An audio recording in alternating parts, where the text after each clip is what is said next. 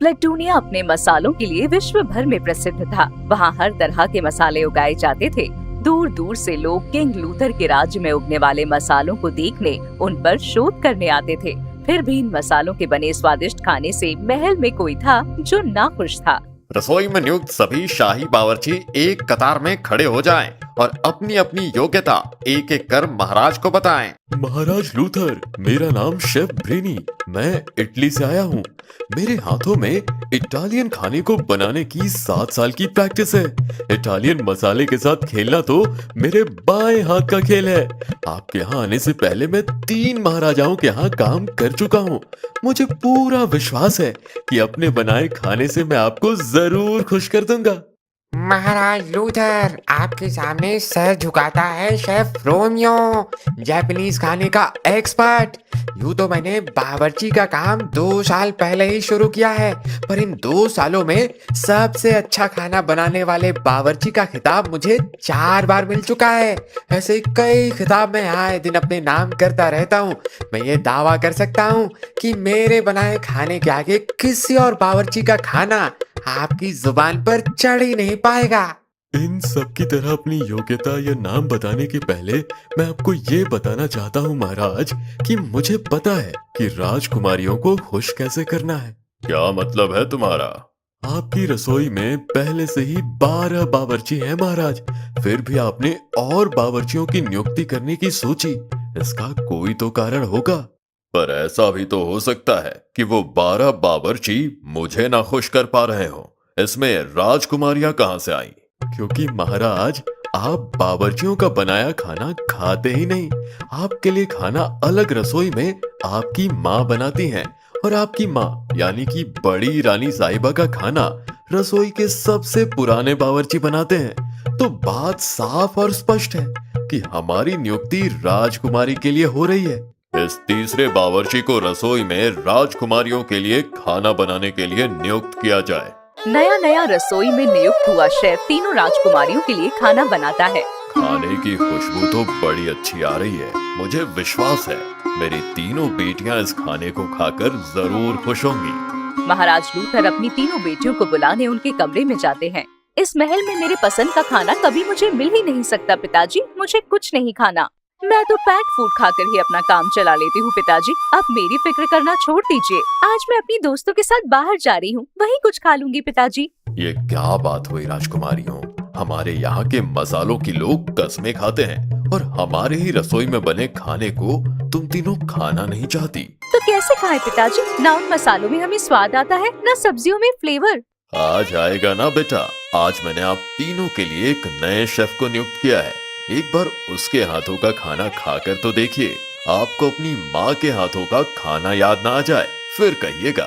माँ का नाम मेरे सामने मत लीजिए पिताजी, जिन्होंने अपने जादू को हमसे ऊपर रखा हो, जो जादू में महारत हासिल करने हमें आपके भरोसे छोड़कर चली गई हो, उस माँ के हाथ का खाना ना ही हमें याद है, ना ही हम याद करना चाहते हैं। अपनी बेटियों की बात सुनकर महाराज लूथर की आंखें भीग जाती हैं। महाराज की सबसे छोटी बेटी ईरा जब महज 8 साल की थी, रानी एलोरा उन्हें छोड़कर चली गई थी। पर कहाँ ये किसी को नहीं पता। तुम बेकार ही परेशान हो रहे हो लूथर। अब तुम्हारी बेटियां बच्ची नहीं रही। जब उनकी माँ ने उनके बारे में नहीं सोचा तो तुम क्यों इतना सोच रहे हो? मस्क ने अच्छा ही खाना बनाया होगा। हाँ माँ। महाराज लूथर के कहने पर उसकी तीनों बेटियां डाइनिंग टेबल पर खाने बैठ जाती हैं। तीनों राजकुमारियों के लिए पेश है उनका पसंदीदा खाना। राजकुमारी मलीना के लिए पाइनएप्पल केक। हाँ? राजकुमारी ड्रैको के लिए red sauce pasta. Red sauce pasta?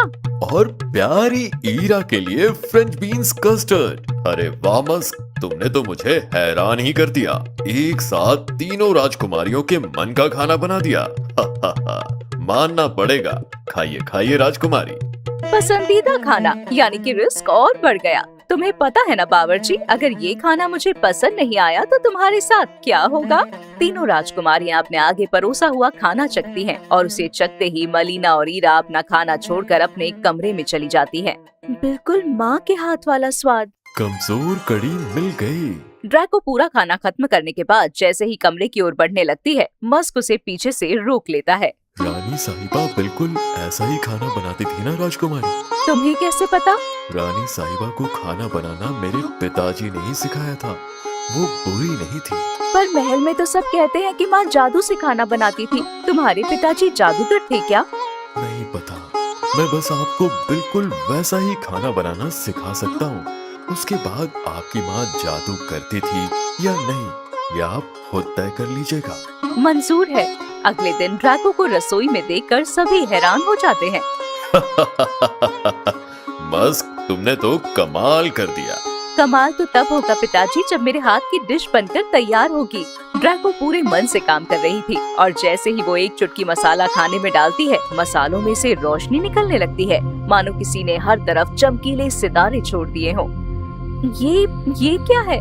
इसी तरह एक रोज आपकी माँ को पता चला कि वो जादू कर सकती है। क्या?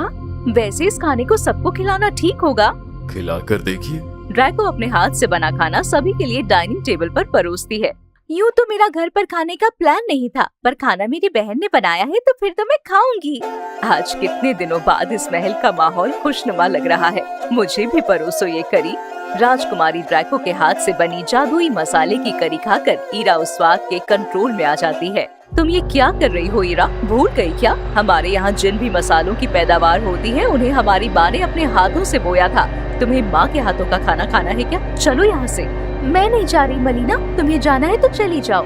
और आज रसोई में ड्रैको के साथ ईरा भी जाती है और दोनों बहनें मिलकर अपनी माँ का पसंदीदा लेमन राइस कर्ड बनाने लगती हैं। मसाले के डब्बे को उठाने के लिए चलकर जाना पड़ेगा। काश मसाले का डब्बा यहाँ खुद ही आ जाए। ईरा जैसे ही ये कहती है, दूर रखा हुआ मसाले का डब्बा उसके हाथों में आ जाता है।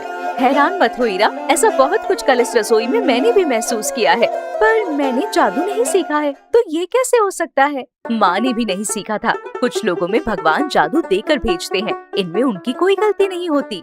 लगता है वक्त रहते मेरा काम हो जाएगा। ईरा तो इस मामले में ड्रैको से भी आगे निकल जाती है। वो जैसे ही किसी खाने की सामग्री का नाम लेती, वो उसके सामने आ जाता और अपनी उंगलियों से मसाले का जादू दिखाते हुए ड्रैको खाना तैयार करती है।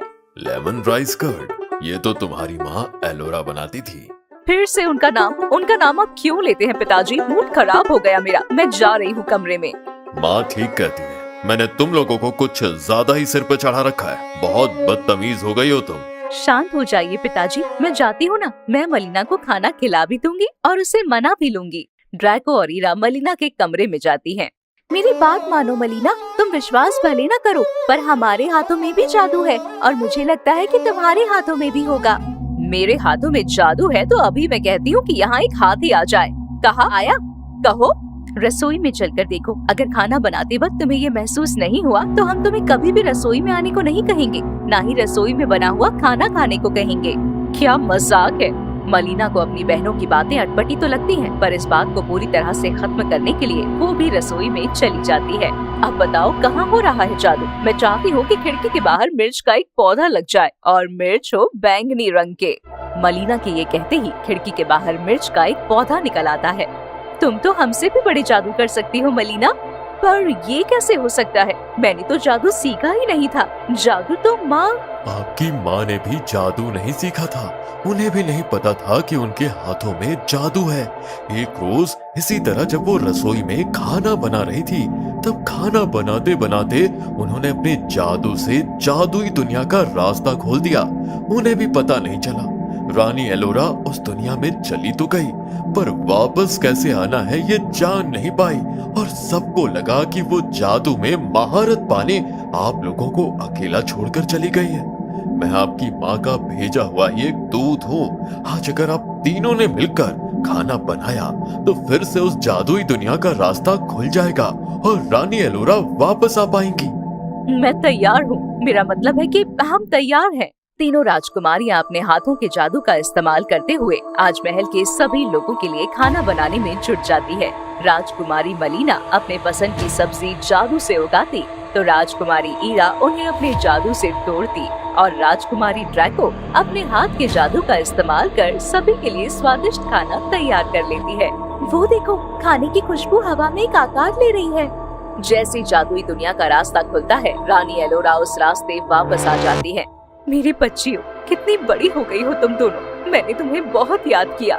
मेरे गले लग जाओ। रानी एलोरा के लौटते ही प्लटूनिया की खुशियाँ वापस लौट आई हैं।